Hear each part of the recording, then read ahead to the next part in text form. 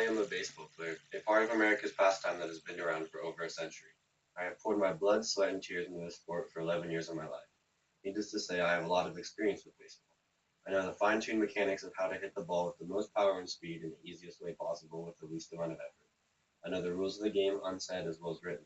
But most importantly, I know that to play this sport at a high level, you must have incredible reflexes, great focus, and superb strength. All of these fall under the description of athleticism. Now, there are those who would tell you that baseball should not be called a sport because it doesn't require any athleticism. I defy that statement, and all Major League Baseball players stand as a living testament that baseball requires athleticism. These people that say baseball doesn't require athleticism, these haters, they're just hating. A lot of them just don't like the game of baseball, and that's their only reason for saying baseball requires no athleticism. Others play sports that require more strength, so they think that makes their sport more athletic while making baseball unathletic. I'm going to prove them wrong. Let's take a look at Jacoby Ellsbury, the baseball player with the best spark and athletic test that evaluates a player's athleticism score ever.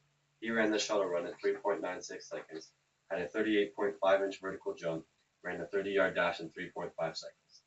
The shuttle run is where an athlete starts at a middle cone, runs 5 yards to the left, 10 yards to the right, and finishes by running 5 yards back across the middle cone. Our school record for the shuttle run is a 4.06 time.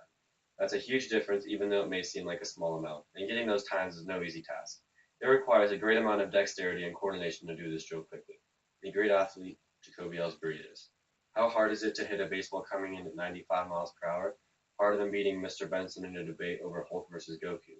Harder than completing this speech with an A-plus grade. Hitters have roughly zero point 0.4 seconds to react to the pitch coming at them. By the time the ball has traveled 12 feet from the pitcher, the batter's mind has a good visual fix on the ball. Now the batter not only must watch the ball the rest of the 48 feet in, but must fire their muscles at the speed of the flash in the right direction to make solid contact with the ball. This involves hand-eye coordination, which is a subcategory of athleticism. Now throw in the many different types of pitches: splitter, changeup, curveball, and slider.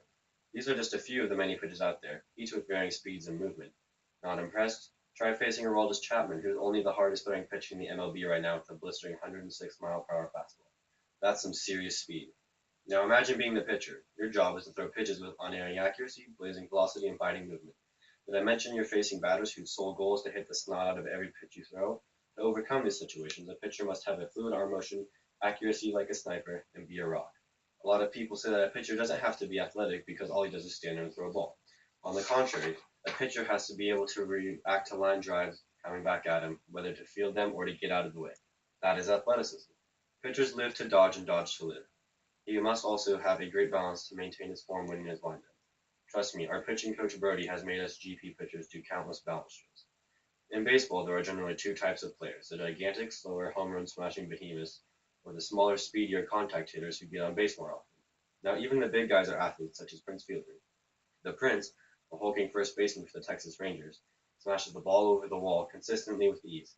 His bat hits the ball with such force that a ball screams when it gets hit. Just because he's a big guy doesn't mean he's not an athlete. He is one of the best hitters in the league. He's hit a total of 288 home runs with a career of 285 batting average. His bat is sound, and it makes a great sound when he smashes the ball. The combination of these two types of players is Mike Trout, an astounding athlete whose speed matches his strength, whose strength matches that of an NFL athlete. Trout is arguably one of the best players and athletes in the MLB. He's the best outfielder in the MLB, the best hitter in the MLB, and the best athlete in the MLB.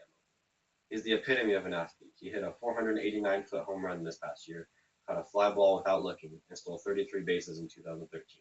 His unordinary skill has now become ordinary to the public, as the flow of feats of amazing athleticism never ends. Now, he's a big guy, but being big does not mean being slow. He's so fast, his speed makes him invisible to those who see him. He has cat-like reflexes and superhuman strength and an uncanny ability for coming in clutch. If you put Mike Trout in any other sport, he would compete and would give other athletes a run for their money. Mike Trout in a football uniform would be an intimidating sight.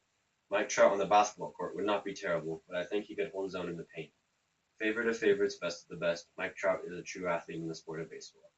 Baseball is a sport which requires great athleticism, as evidenced by Jacoby Ellsbury, the quick and agile speedster, the balance required for pitchers, and the correlation required to hit the ball. You won't survive without these skills and athletic attributes. Whether gigantic or decimal, you can be an all-star at this sport. If you're not fully convinced by now, look at baseball highlights. The game speaks for itself.